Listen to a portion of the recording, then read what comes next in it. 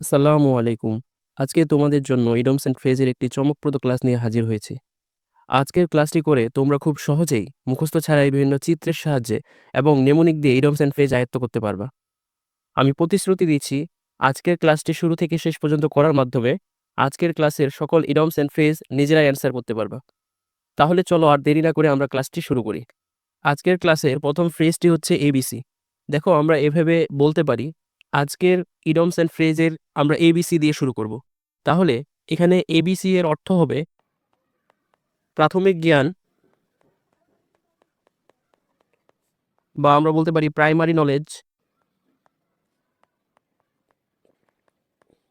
বা আমরা বলতে পারি এলিমেন্টারি নলেজ।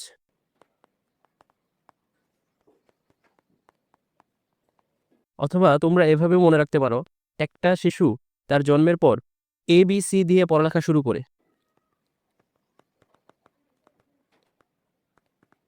তাহলে এবিসি এখানে হচ্ছে প্রাথমিক জ্ঞান।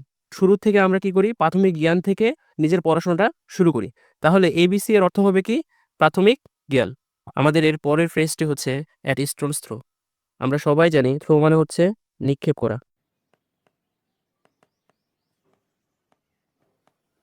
স্টোন মানে হচ্ছে পাথর। ধরে নাও একটা পাথর এবং একটা ক্রিকেট খেলার বলকে নিক্ষেপ করতেছে। এখন তোমাদের কি মনে হয়, কোন বস্তুটাকে বালক থেকে অনেক বেশি দূরত্বে গিয়ে পতিত করা সম্ভব? অবশ্যই ক্রিকেট খেলার বলকে। তাহলে পাথরের খণ্ডটি যখন সে নিক্ষেপ করবে, পাথরের খণ্ডটি ওই বালক থেকে কাছাকাছি কোনো একটা জায়গায় গিয়ে পতিত হবে। তাহলে তোমরা চিত্রের দিকে খেয়াল করো, বালকটি পাথরটি নিক্ষেপ করছে এবং পাথরটি তার কাছাকাছি কোনো একটা জায়গায় পতিত হয়েছে। তাহলে অ্যাট স্টোনস থ্রো ফ্রেজের অর্থ হবে অ্যাট এ শর্ট ডিস্টেন্স।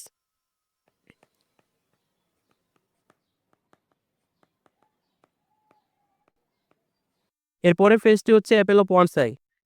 এখানে অ্যাপেল দ্বারা আমরা মনে রাখবো অ্যাপেল ডিভাইস, আর আই মানে আমরা জানি চোখ।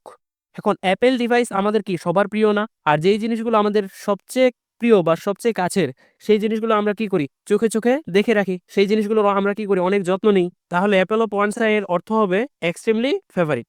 এর পরের ফ্রেজটি হচ্ছে আফটার ওয়ান্স ওন হার্ট। আর চিত্রতে দেখো, চিত্রতে আমি একটা গাড়ি দেখাইছি। এখন এই গাড়ি কি আমাদের সবার প্রিয় একটা জিনিস না? আর প্রিয় জিনিসগুলো কি আমাদের মনের আশেপাশে থাকে। আর আফটার ওয়ান্স ওন হার্ট, এখানে হার্ট দ্বারা বোঝায় হচ্ছে হৃৎপিণ্ড বা হৃদয় বা মন। তাহলে একটা গাড়ি কল্পনা করবা, এই গাড়িটা আমাদের মনের আশেপাশে থাকে। তাহলে আফটার ওয়ান্স ওন হার্ট এর অর্থ হবে এট ওয়ান্স ওন লাইকিং। এর পরের ফ্রেজটি হচ্ছে এ বোল্ড ফ্রম দ্য ব্লু। এখানে ব্লু মানে হচ্ছে নীল, আর বোল্ড এর বি থেকে আমরা মনে রাখতে পারি বজ্রপাত।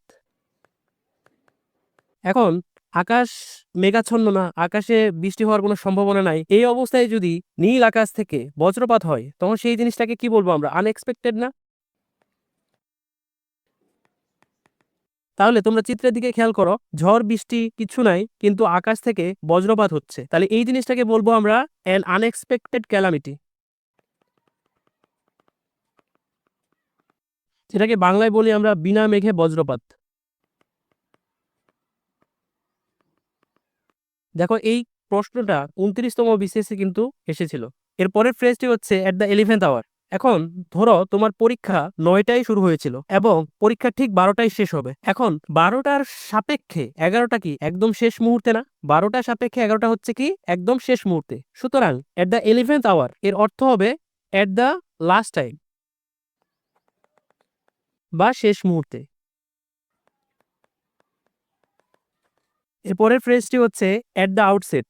এখানে তোমরা সেট ওয়ার্ডের প্রতি ভালো মতো খেয়াল করো। আমরা যদি আমাদের লাইফকে সেট করতে চাই, তাহলে আমাদের কি করতে হবে? শুরু থেকেই পড়াশোনা করতে হবে, শুরু থেকেই ভালো মতো পড়াশোনা শুরু করতে হবে। তোমরা দেখো, চিত্রের একটি বালক, তার লাইফের উদ্দেশ্য হচ্ছে ডাক্তার হওয়া। এজন্য সে ছোট্ট থাকা অবস্থায় জীবনের শুরু থেকে প্রচন্ড উদ্যমে পড়াশোনা শুরু করেছে। তাহলে এট দ্য আউটসেট এর অর্থ হবে টু ইনিশিয়েট, বা আমরা বলতে পারি প্রারম্ভে, বা বলতে পারি শুরুতে। এর পরের ফ্রেজটি হচ্ছে এট হোম। আচ্ছা, একটা মানুষ যদি সবসময় বাসায় থেকে পড়াশোনা করে তাহলে কি হবে? পড়াশোনার প্রতি তার দক্ষতা বেড়ে যাবে। তাহলে তোমরা চিত্রে দেখো একজন মানুষ বাসায় থেকে পড়াশোনা করতেছে। তাহলে সে সেই বিষয়ের প্রতি কি দক্ষতা অর্জন করবে। তাহলে এট হোম দ্বারা আমরা মনে রাখতে পারবো এক্সপার্ট। আর তোমরা সবাই জানো প্রমোদ চৌধুরী একটা কথা বলছিল যে সুশিক্ষিত লোক মাত্রই স্বশিক্ষিত। তাহলে যারা বাসায় সময় নষ্ট না করে পড়াশোনা করবে তাহলে তাদের পড়াশোনার প্রতি দক্ষতা অনেক গুণে বেড়ে যাবে। ঠিক আছে, তাহলে এই ফ্রেজটি আমরা এভাবে আয়ত্ত করতে পারি। এর পরের ফ্রেজটি হচ্ছে অ্যাওয়্যার অফ কন্ট্রারি থিংস। এখানে দেখো অ্যাওয়্যার মানে কি? সতর্ক। তাহলে তোমরা বলো তো আমরা কোন বিষয়গুলোর প্রতি সতর্ক থাকবো? অবভিয়াসলি খারাপ বিষয় বা ব্যাড বিষয়গুলোর প্রতি আমরা কি থাকবো? সতর্ক থাকবো। আর কন্ট্রারি মানে হচ্ছে কি? বিপরীত। তাহলে খারাপের বিপরীত কি? ভালো। আর যেখানে ভালো ও খারাপ একসাথে থাকে সেই জিনিসটাকে বলি আমরা অ্যাম্বিভ্যালেন্ট। অ্যাম্বিভ্যালেন্ট। তোমরা চিত্রের দিকে খেয়াল করো, এখানে একটা মানুষের গুড থিংকিং আসতেছে প্লাস ব্যাড থিংকিং আসতেছে। তাহলে এই জিনিসটাকে বলি আমরা অ্যাওয়্যার অফ কন্ট্রারি থিংস। আর দুইটা জিনিস একসাথে থাকাকে বলি আমরা অ্যাম্বিভ্যালেন্ট। তাহলে অ্যাওয়্যার অফ কন্ট্রারি থিংস এই ফ্রেজ এন্ড ইডিয়মের অর্থ হবে অ্যাম্বিভ্যালেন্ট। এরপরের ফ্রেজটি হচ্ছে অ্যাসিড টেস্ট। এ দিয়ে আমরা মনে রাখতে পারি অথেন্টিক। আবার এ দিয়ে অ্যাসিড। আর অথেন্টিকের সিনোনিম হচ্ছে রিয়েল। তাহলে অ্যাসিড টেস্ট দ্বারা আমরা বুঝতে পারি রিয়েল টেস্ট। অথবা আমরা এভাবে মনে রাখতে পারি একজন মানুষ যদি অন্যজন মানুষকে অ্যাসিড ছুঁড়ে মারে তাহলে সেই মানুষের স্কিনে একটা কি হবে? ক্ষত হবে না। আর এই ক্ষত হওয়াটা কি? এই ক্ষত হওয়াটা একটা বাস্তব ঘটনা। ঠিক আছে, তাহলে অ্যাসিড টেস্ট কারো শরীরে অ্যাসিড দিলে সে জায়গায় একটা ক্ষত হবে, এই ক্ষতটা হচ্ছে কি একটা বাস্তব। তাহলে অ্যাসিড টেস্টের অর্থ হবে রিয়েল টেস্ট।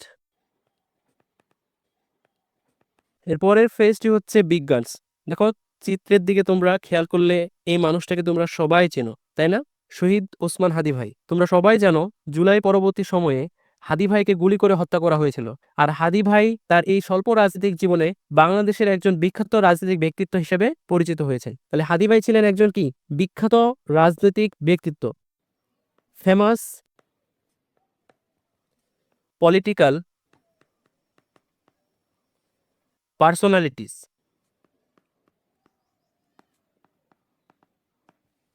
আর হাদি ভাই ফেমাস হয়েছিল দেখেই হাদি ভাইকে গান বা বন্দুক দিয়ে গুলি করে হত্যা করা হয়েছিল।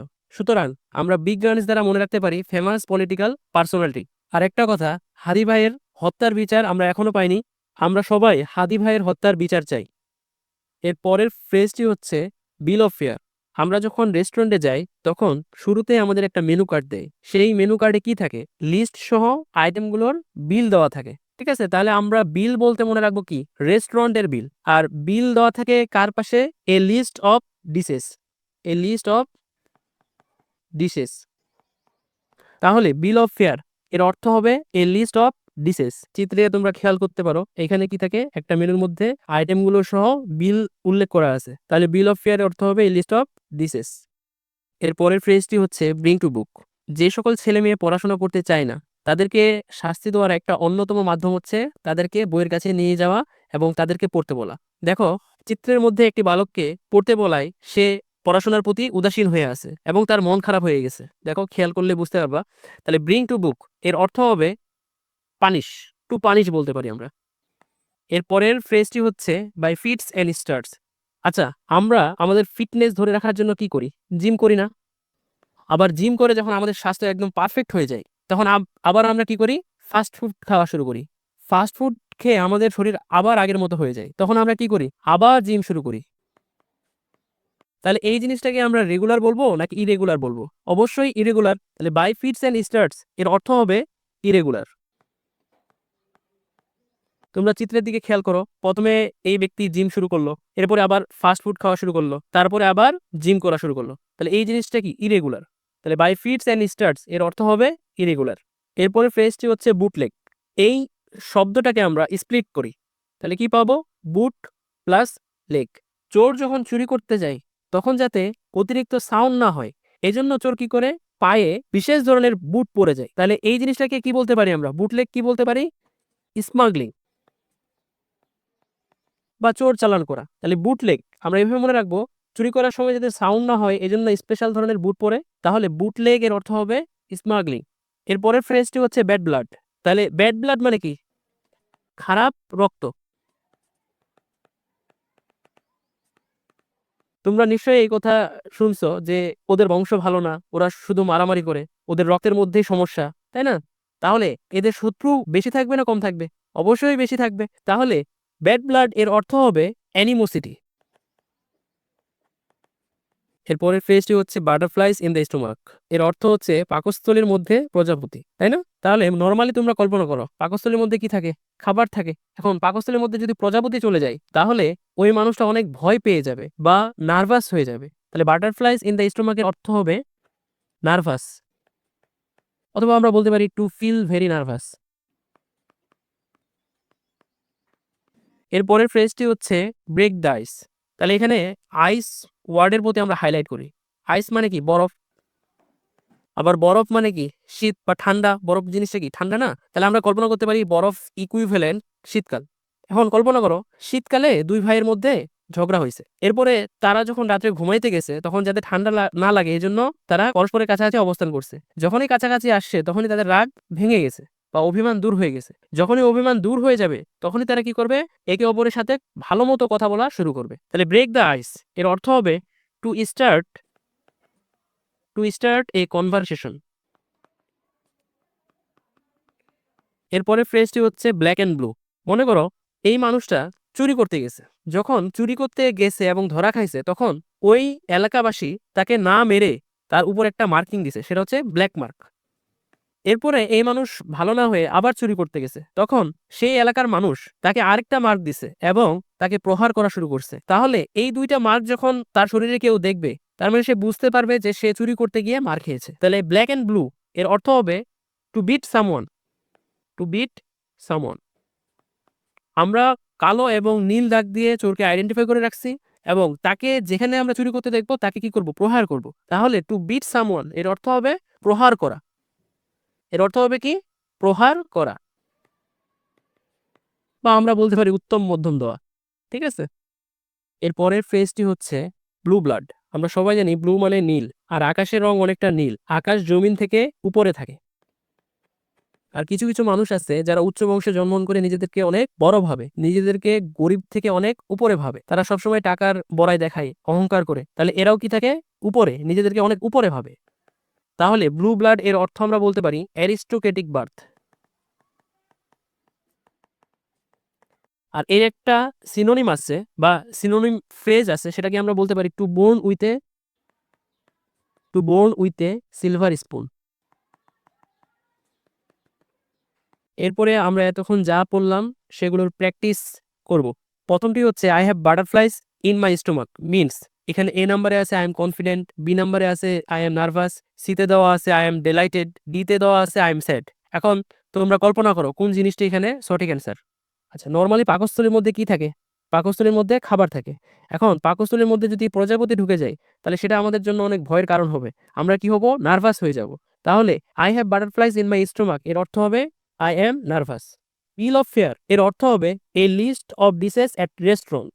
এরপরে big guns means A number large scale, B renowned person, C corrupt person, D famous political personalities. আমরা সবাই জানি আমাদের শহীদ ওসমান হাদি ভাই ছিল একজন ফেমাস পলিটিক্যাল পার্সোনালিটি। তিনি খুব অল্প সময়ে বাংলাদেশের জনগণের মাঝে পরিচিত মুখ হয়ে উঠেছেন। তাহলে আমাদের প্রিয় হাদি ভাইকে গান দিয়ে হত্যা করা হয়েছিল, আর হাদি ভাই ছিলেন একজন ফেমাস পলিটিক্যাল পার্সোনালিটি। তাহলে বিগ গার্লস এর অর্থ হবে ফেমাস পলিটিক্যাল পার্সোনালিটিস। এরপরে ফ্রেজটি হচ্ছে which phrase does mean to punish. তাহলে আমি বলছিলাম যে সকল ছেলে মেয়েদের আমরা শাস্তি দিতে চাই এবং যাদের পড়াশোনা ভালো লাগে না তাদেরকে আমরা কোথায় নিয়ে যাব? বইয়ের কাছে নিয়ে যাব। তাহলে which phrase does mean to punish এর অর্থ হবে ব্রিং টু বুক। এরপরে ফ্রেজটি হচ্ছে অ্যাওয়্যার অফ কন্ট্রারি থিংস। আমরা কোন বিষয়গুলোর প্রতি সতর্ক থাকবো? খারাপ বিষয়গুলোর প্রতি। আবার কন্ট্রারি এর অর্থ হবে কি? বিপরীত। তাহলে খারাপের বিপরীত কি? ভালো, গুড। আর যেখানে ভালো খারাপ একসাথে থাকে সেই জিনিসগুলোকে বলি আমরা অ্যাম্বিভ্যালেন্ট। আশা করি বোঝা গেছে। তোমাদের অসংখ্য ধন্যবাদ। আশা করি তোমাদের ক্লাসটি অনেক ভালো লেগেছে।